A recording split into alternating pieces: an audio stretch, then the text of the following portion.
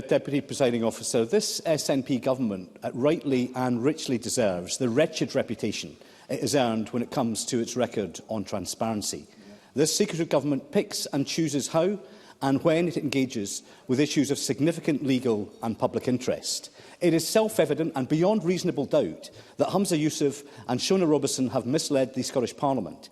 They made and repeated false and misleading claims about when the UK COVID inquiry requested crucial WhatsApp messages. Grieving families are rightly demanding answers, and they deserve them. But sadly, this government will not give them all they need to know to bring justice and closure. Transparency, and as a result the truth, are defined as optional extras in the SNP's cynical political playbook. So let's look at the evidence before us. In June 2021, the UK Government wrote to the Scottish Government requesting that it does not destroy material relevant to the UK COVID inquiry. 2 months later, Nicola Sturgeon announced a separate Scottish COVID inquiry where she said nothing, quotes, will be off limits to the Scottish Government when it comes to providing information. How shallow that sounds now. By December, John Swinney, who now appears as a Praetorian bodyguard accompanying the spectral figure of Nicola Sturgeon around this Parliament, said this: I pledge that the Scottish Government will engage, as I know this Parliament and everyone in Scotland will, to support Lady Poole in this most important inquiry. In August 2022, the Scottish COVID inquiry wrote to the Scottish Government requesting that information relevant to the pandemic is retained. That November, the UK COVID inquiry asked the Scottish Government about potentially relevant messages, including WhatsApp messages, during the pandemic. And in February 2022, the UK COVID inquiry explicitly asked the Scottish Government for any WhatsApp messages relating to key decisions made during the pandemic. Let's note the wording here, relating to.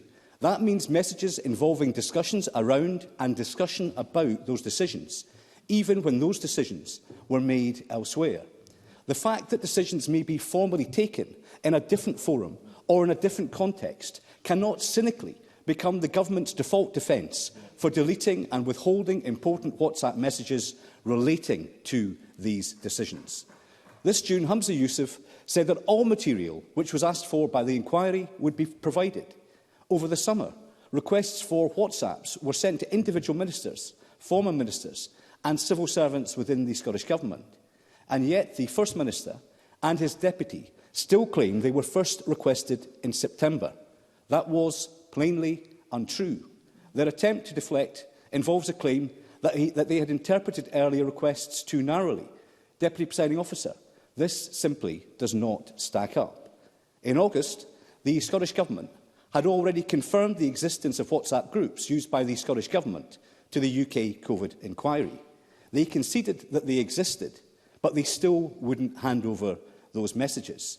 And for clarity, let's not forget what Humza Yousaf said in June, that WhatsApp messages, emails, signal messages, telegram messages, or whatever, will, and I quote, absolutely be handed over to the COVID inquiries and handed over to them in full. So how can this possibly be consistent with reports that the former First Minister, Nicola Sturgeon, deleted her WhatsApp messages despite earlier assurance from her to the contrary?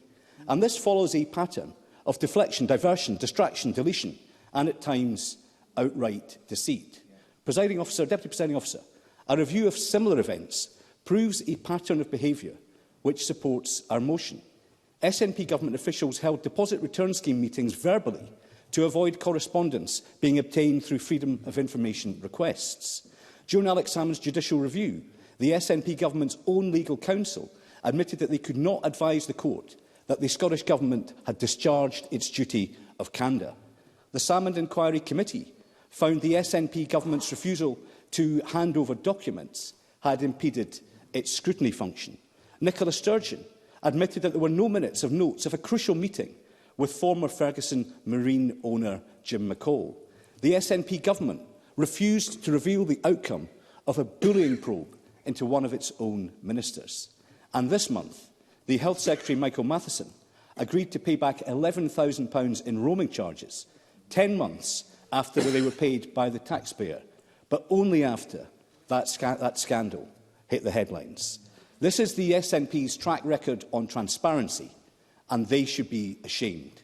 In conclusion, Deputy Presiding Officer, the Scottish Government's Ministerial Code said ministers should resign if they knowingly mislead Parliament.